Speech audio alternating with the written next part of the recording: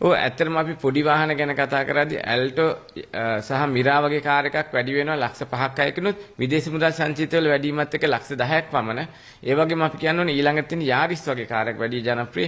ඒක ලක්ෂ 5ක් 6ක් අතර බද්ද වැඩි වෙනවා. මේ අලුත් බද්දක් තමයි විදේශ මුදල් සංචිත ප්‍රශ්නත් එක්ක ඒක ලක්ෂ 10ක් විතර වෙනවා.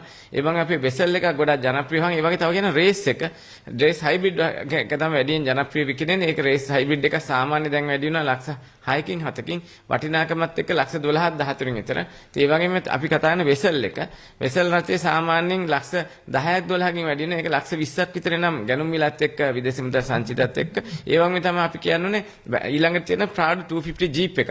ඒ ජීප් එක සාමාන්‍ය ලක්ෂ 30ක් 35න් බද්ද වැඩි වෙනවා. එතනින් එහාට විදේශ මුදල් සංචිතවල තියෙන මේ වැඩිවීමත් එක්ක ලක්ෂ 50ක් 55ක් වගේ දක්වා මුදලක් වැඩි වෙනවා.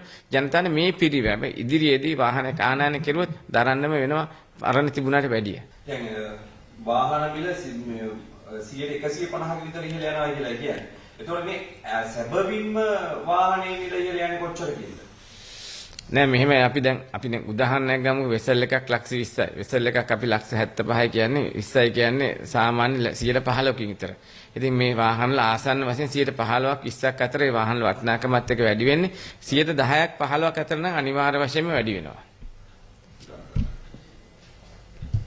රජය తాවකාලික ප්‍රකාශ කෙරුවට මං හිතන්නේ මේක රජයට තාම තීරණයක් කරන්න බෑ. රජයේ තියෙන අවස්ථාවේ මොකද මේ පාර තෙල් වල ආනයන මේ බිල් එක මේ යුද්ධය තිබුණත් බිලියන 8ක් දක්වා යන්න පුළුවන් කියලා විශ්ලේෂකයෝ කියලා තියෙනවා. ඉතින් මේ தත්ත්වය තුල මං හිතන්නේ රජයට අවශ්‍යයි වාහන ආනයන සීමා කිරීමට.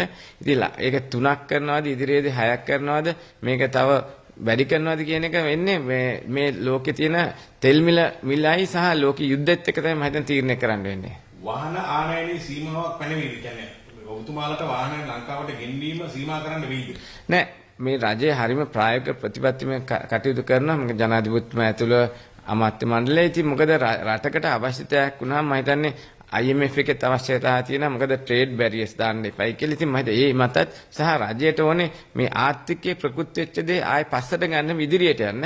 මම හිතන්නේ මේ රජය කොහොම මේ හොඳ තීරණ ගන්න. ඉතින් වෙන වගේ ආණ්ඩුවක් අතර මේ වෙලේ ලේසිම දේ වාහන ආනයන නවත්තලා දාන්නක එහෙම කෙරුවේ නේ. ආර්ථිකයේ මෙහෙම දුවන්න දෙන්න ඕනේ. දුවන්න දෙද්දී අවශ්‍යතාවය සපුරා ගැනීම සඳහා නිසි ලෙස කටයුතු කරුවා කියන්න පුළුවන්. මේ රජයේ ජනතාවගේ අවශ්‍යතාවය රජයේ ආර්ථිකය කළමනාකරණය කරන ඕන් ගත්ත හොඳ ක්‍රියාමාර්ගයකට මම දකිනවා. කියනවා මේ බලාපොරොත්තු වෙන්නේ මේ අත්‍යවශ්‍ය නොවන ආනයන මාස කිහිපයකට පමා කිරීම කියලා. මොකද මේ අත්‍යවශ්‍ය නොවන ආනයන කියන්නේ වාහනවල ඔව් මෙහෙම අත්‍යවශ්‍ය නොවන කියන්නේ සමහරක්ලට ඔයගොල්ලෝ උදාහරණයක්වත් බෙහෙත් අපේ කෑම බඩු අත්‍යවශ්‍ය කෑම බඩු ඕනෙමනේ. ඉතින් අනිත් එකක් නැතුණයි කියලා එහෙම අත්‍යවශ්‍ය වෙන්නේ නැහැ. ඒක තමයි රජය මතන්නේ හිතලා තියෙන්නේ. ඒත් වැඩේ තියෙන්නේ මේ වාහන වලට රජය සහ අනිත් දේවල් වැළැක්වුවොත් ආර්ථිකයේ මේ දුවන එක ආයේ පල්ලෙහාට යනවා. මොකද ඒ වගේම තමයි වාහන වලින් රුපියල් වශයෙන් ලොකු බද්දක් ආණ්ඩුවට එනවා. ඉතින් තාම ඩොලර් වල ලොකු ප්‍රශ්නයක් වෙලා නැහැ ආණ්ඩුවට. මේ එන එකයි යන එක ඩොලර් මේ ලැබෙන එකයි දෙන එකේ තියෙන ප්‍රශ්නයක්. හැබැයි ඒක විශාල ප්‍රශ්නයක් නෙමෙයි. ඉතින් රජය දැන් කළමනාකරණය කරන්න පුළුවන්. ඉතින් මම හිතනවා රජය ගත්ත හොඳම තීරණයකට අපි දකින්න එක. ඉන්දික සම්පත් මෙරෙන්චිගේ ලංකා වාහන ආනයනකරුවන්ගේ සංගමේ සභාපති 2026 මැයි 15 වෙනි මධ්‍යම රාත්‍රියේ සිට රජය සර්චාර්ජ් එකක් දැම්ම වාහන වලට රේගු බද්දෙන් 50%ක් අද සිට ක්‍රියාත්මක වන පරිදි. ඉතින් මේ බද්ද ක්‍රියාත්මක වෙන්නේ සිද්ධාන්තය ගැන කතා කරද්දී වාහන වල බදු වර්ග තුනක් තියෙනවා මේ සාමාන්‍ය අය කිරීමේදී රේගු බද්ද, නිෂ්පාදන බද්ද, ආයෙ තියෙනවා වැඩ් බද්ද. ඉතින් මේ රේගු බද්දෙන් තමයි 50%ක් අය කරන්නේ 30ක් ඒක වාහන සඳහා තියෙනවා. ඉතින් මේ බද්දෙන් අය කරන මුදල එකහ වුණාම වැට් සහ මේ නිෂ්පාදන බද්දට මේ දෙකම මේ රේගු බද්ද අයිති වෙනවා. ඉතින් ඒකෙදි යම්කිසි ප්‍රමාණයක් එකතු වෙනවා. ඉතින් මේ බද්ද තුලින් අපි සරලව කතා කරන සාමාන්‍ය සමාජයේ වැඩිම මිලදී ගන්න වෙසල් රථයක් ලක්ෂ 10ක් 12ක් අතර වැඩි වෙනවා. ඒ වගේම යාරිස් වගේ රථයක් ලක්ෂ 5ක් 6කුත් ඒ වගේම අපි කියන්න ඕනේ පොඩි ඇල්ටෝ වගේ සහ මිරා වගේ කාර් එකක් ලක්ෂ 5ක් 6කිනුත් එතරින් එහාට අපි ලොකු වාහන ගැන කතා කරද්දී Prado 250 ජීප් එක තමයි වැඩියෙන් ජනප්‍රිය විකිරෙන්නේ. ඒක ලක්ෂ 50ක් ලක්ෂ 30ක් 35ක් වැඩි මුදලින් වැඩි වෙනවා. ඉතින් මේකට සමගාමීව අපේ විනිමය අනුපාතයක් දැන් වැඩිලා තියෙනවා ඩොලර් එක. ඒකට සාපේක්ෂව මේක දෙගුණකින් විතර. ඒ කියන්නේ වෙසෙල්ලා ලක්ෂ 20ක්, යාරිස්සයක් ලක්ෂ 10ක් 12ක්, ඒතර පොඩි කාර්යයක් ලක්ෂ 10ක්, ජීප් එකක් ලක්ෂ 50ක් 55ක් යනවා. ඉතින් ඇත්තටම රජය මේ ගත්තේ ප්‍රතිපත්තිමේ තියෙන මං හිතන්නේ මේ යුද්ධෙත් එක්ක ඩොලර් එකේ කඩාවැටීම සහ මුදල් සංචිතවල හිඟවීමට හේතුව. ඉතින් ඒකත් එක්කම තමයි රජයට ලොකු මුදලක් ඕනේ නම් දැන් තෙල් ආනයනයට. මොකද තෙල් මිල දෙගුණයක් වෙලා තියෙනවා. ඉතින් ඒ වගේම තමයි විදේශ රටවල් ඉන්න අයගෙන් දෙන ප්‍රේෂණ අඩු වෙලා තියෙනවා. අප නැහැනේ යම්කිසි හිඟයක් තියෙන. ඉතින් රජය මේ වෙලාවේදී අපිත් සහායක දෙන්න ඕනේ.